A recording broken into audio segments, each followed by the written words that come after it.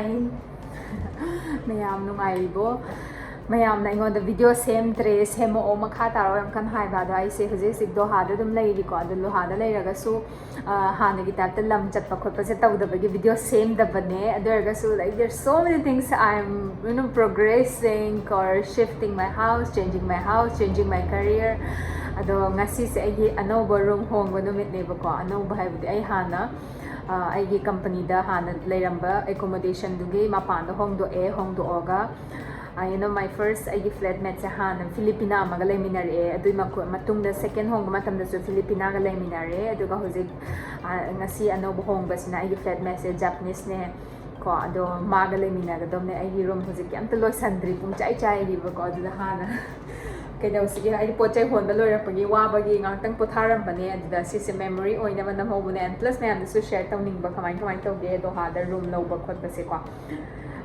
room se sidai sida yam tange seng haragadi mayam hen so hen khangam gani do ha hai ba se it's a world richest country ne ko mayam hujiki oina list da 2021 and then mamang da gisu dum hai tare makoi se khwai da gi pisa pai ba lam ne country ne world da adu gi matungina they are paying the salary or minimum wages say 1500 mai hawe ko 1500 means 30000 INR da oiraga di ko any thabak minimum wages se moina piba salary hai tare ko ado ai gi lawri room se maman se akoi gi maman da pathonaraga di yamna tangi ado yam chaw ban natte do poche kan to loi sandri ado mayam da udlakke before and after udlakke ko aduga home iba yum home bagi maram so mayam like I mean space pamba aduga ko maman tang bani na room se dum sila kaya ni studio apartment or mayam pula multinational mayam pula galaiba mapana lairaga di but if you are working with some big company the companies na karigumba accommodation provide tawraga di yamna phai ko adamaina moina loin provide to bokot porga ai hana thabak pai ngai accommodation da makoi company accommodation lai ngai matamda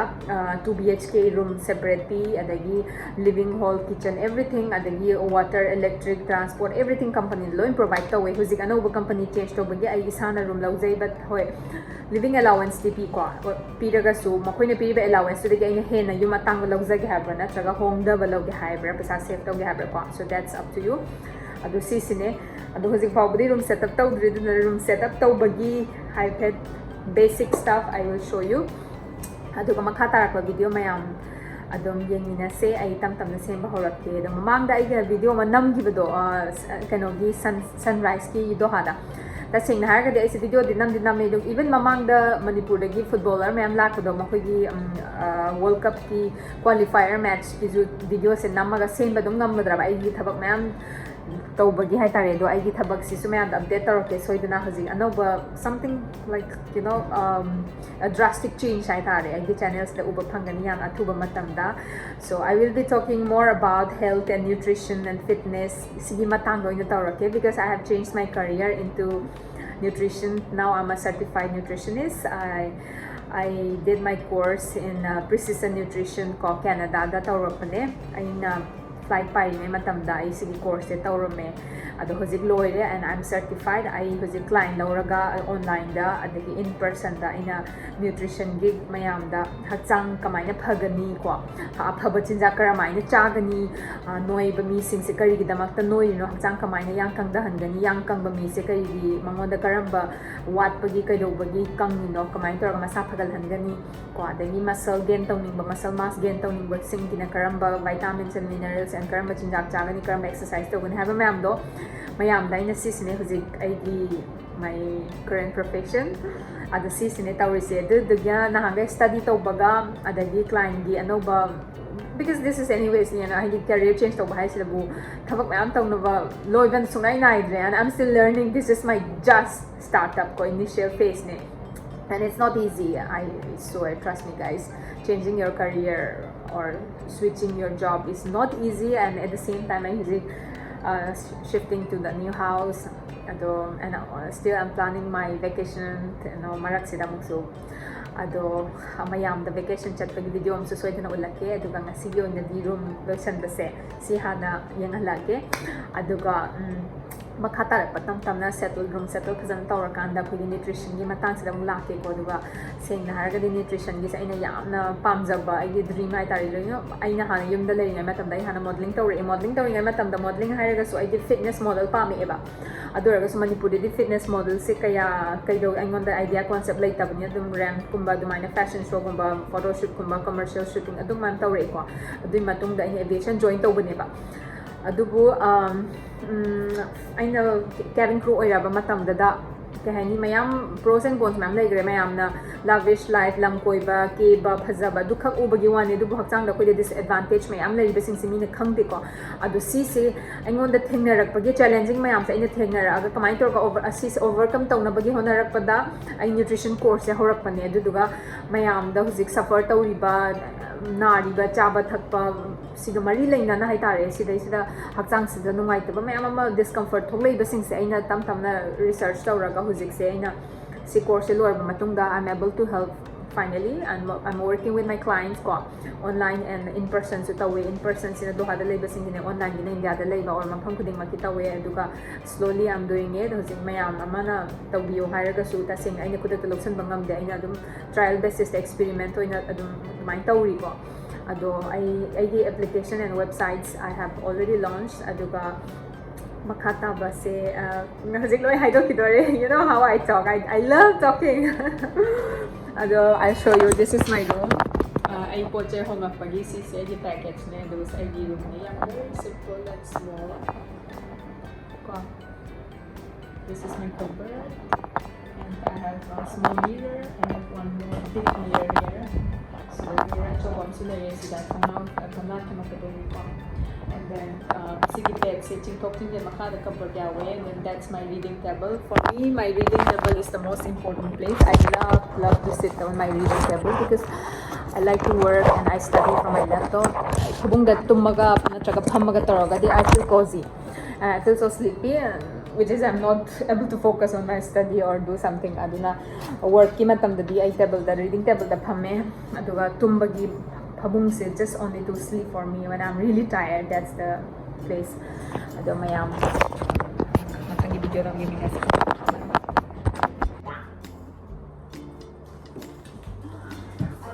I Caesar ka have pretty come day so I'm going to use this I did mayam su yum hongba or pochai hon ba khotba matam da khangbiyo sigi carton box se ona dum season biyo aduga trolley go bas travel to bokha ba easy obe one adugu pochai hon do khan singi tamak ki sigi carton box se khari kami akoi sida di sigi carton box se yum hong gi dukan gi lai ba ko lai ba matam da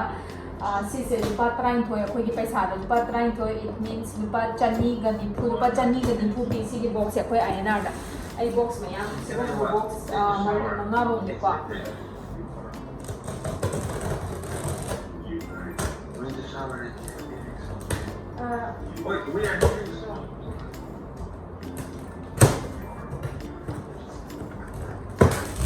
Firon dagi kai dagi sai se loina hape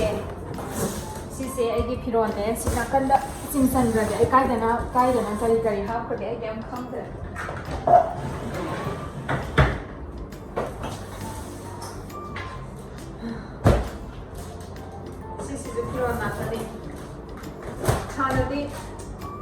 Firon this day na yami I anam bana I want this na da pot kai sai ke su tham de ba me am lo ni pito e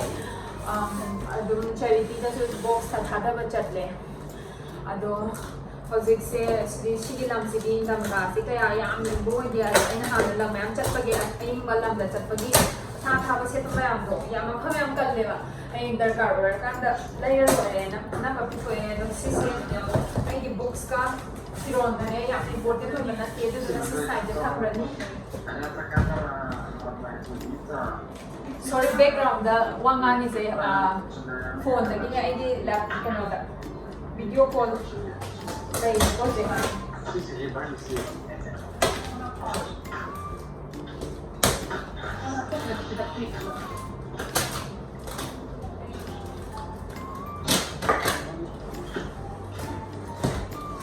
traveling tau dui ni ko Europe ta chat ke na plan tau ni visa apply tau re na se hi se visa ta la ka do bane ba ado mo jing phoba la tri du la akan da visa sabagi process jo ai mayam da soidana hairakke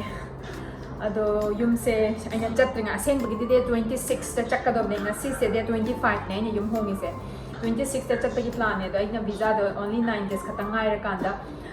ticket check up baje 26 ki ticket kap adu duga visa apply to do ina 9 days hafta ma ga 4 days admaina watlingai da aina apply to ra ba adu dugi moina yara roi nangi do change to roi to ga change to thokre ba hojik se do han 17 appointment chatlaga appointment lawre do ai gi visa second visa apply to re ba kwa ada apply to ba matung da hojik se kaino tawre moina sorry moina hairak pase kaino tawre ko moina hairak pa de ai change to thoga hojik se loire ngai courier da tharakani ai gi passport se aduga kamaina tawge habada aina chatkadoba numit khara khata ngai ra kan sida ina leriba country se Qatar se ma khui travel policy change tawrai di halak pa matam hana quarantine lairam de ba hojik aina chatkadori belam se na most of the Europe ko countries loina ma khuina quarantine 7 days thamjan gare akhoi gi ma khui yellow color red color green color ina pi ko yellow color se hojik se 7 days quarantine thamgre aduga red color zone countries kaina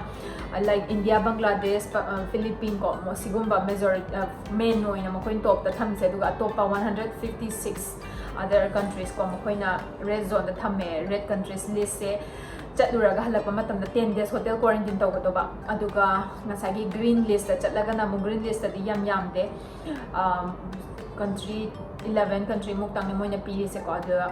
sigi lam seng sina muk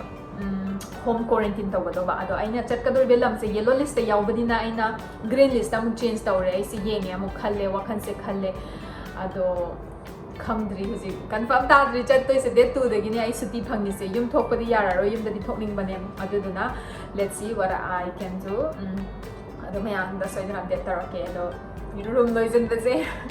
loina mak namning bane ado aina loina loire set up to balo do sala kan loina soina hapa age because I di oina furniture ga di loina laizare aina hana leira ba all room da leira ba furniture ma'am do aina loina mak sales to me online da yon to e ang bram Facebook ta post to e best da expert ma'am gi to ha gi group lay ba ko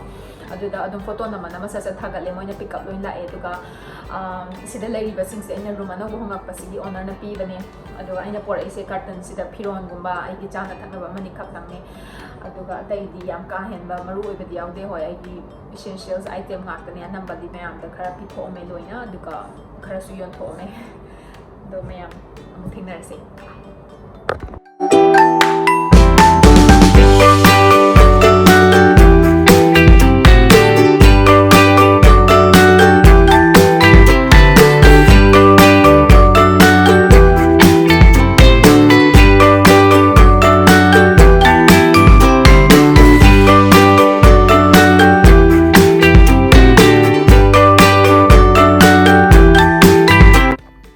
Piron kai di lotion ba loidri aduga anamba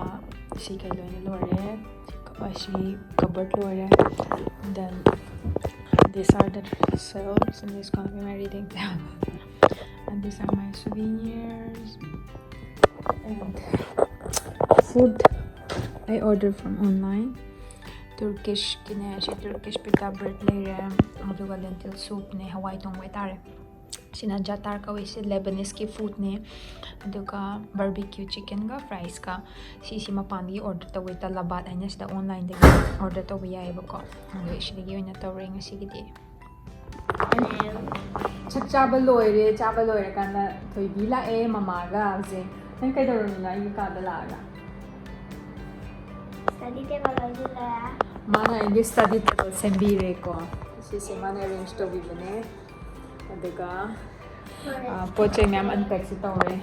thoi bi se manipur da chatkrani athuba matamda karam kanda chatoina November 1st and how was your experience in Doha Phatte phadi phaya de so yam phatte Manipur da pagi nang excited oibro nang Manipur da laining bro na Manipur lining hai because Manipur da de miyam lai se de ai bor cho nang tinada ma bi like taba okay makoi moi papado okay Ini buat line buat ꯑꯗꯣ ꯃꯅꯤꯄꯨꯔ ꯄꯄꯥꯁꯤꯗ ꯆꯍꯤ ꯀꯌꯥ ꯁꯨꯔꯒꯦ ꯇꯧꯕ ꯊꯕꯛ 19 years ꯀꯀꯥ ꯑꯩꯈꯣꯏ ꯗꯗꯥꯁꯦ ꯀꯛꯆꯤꯡꯗꯒꯤꯅꯦꯀꯣ ꯗꯗꯥ ꯔꯣꯁꯟ ꯃꯣꯏꯔꯥꯡꯊꯦꯝ ꯑꯗꯨꯒ ꯗꯗꯥꯁꯦ ꯁꯤꯗ ꯆꯍꯤ 19 ꯁꯨꯔꯦ ꯏꯟꯖꯤꯅꯤꯌꯔ ꯑꯣꯏꯔꯒ ꯂꯩꯕꯅꯦ ꯑꯗꯣ ꯍꯟꯗꯛ ꯃꯅꯤꯄꯨꯔꯗ ꯊꯣꯛꯇꯣꯔꯦ ꯑꯗꯨꯒ ꯊꯣꯏꯕꯤꯁꯨ ꯃꯅꯤꯄꯨꯔꯗ ꯁ꯭ꯇꯗꯤ ꯇꯧꯕ ꯍꯧꯔꯅꯤ ꯁꯤꯗꯒꯤꯗꯤ